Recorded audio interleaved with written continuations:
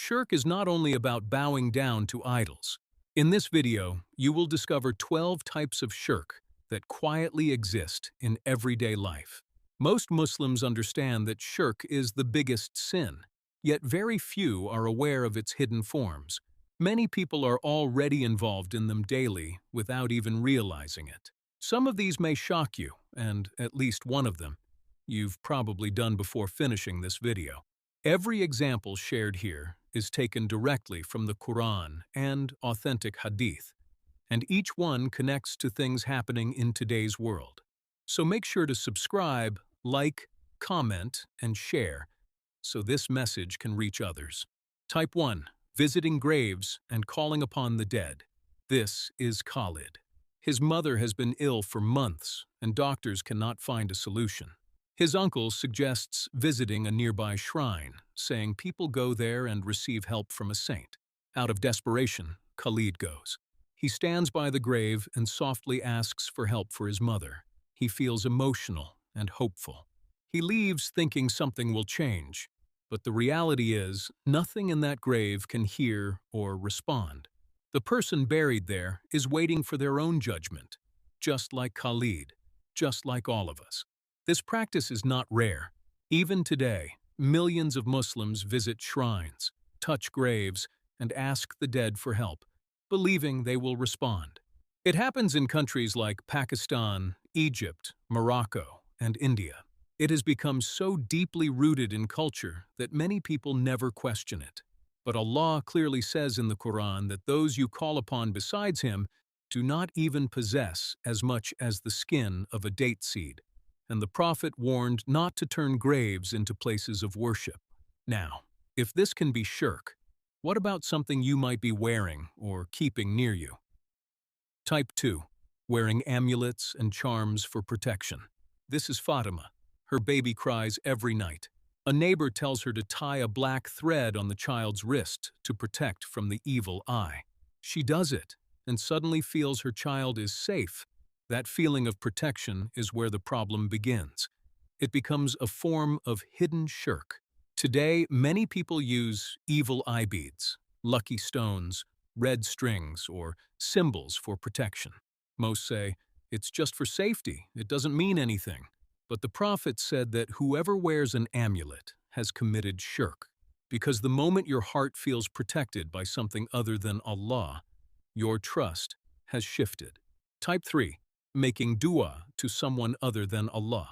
This is Omar. His life is falling apart. His marriage, his job, everything.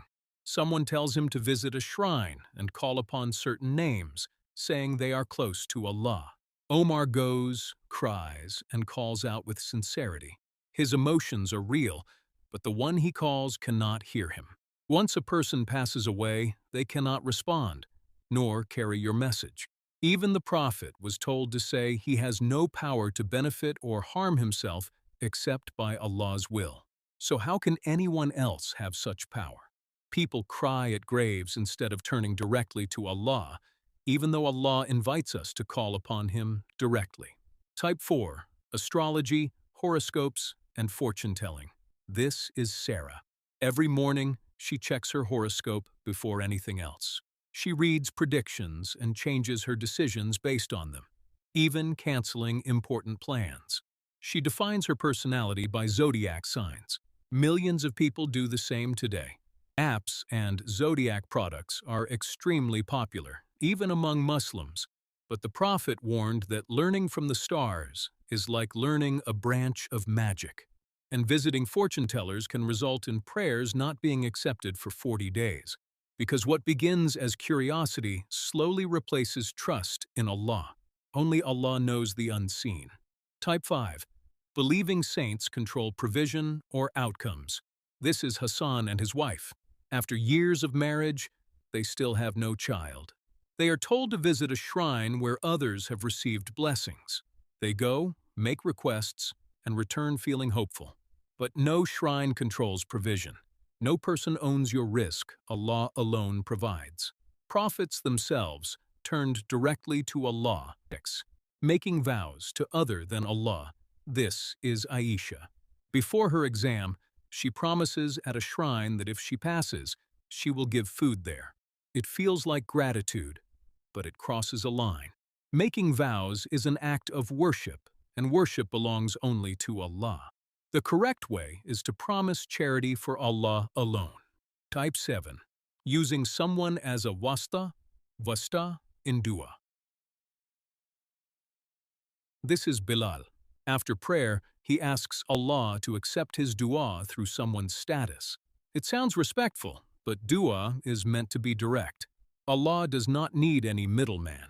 You can call upon him using his names or your good deeds, but not through the status of others.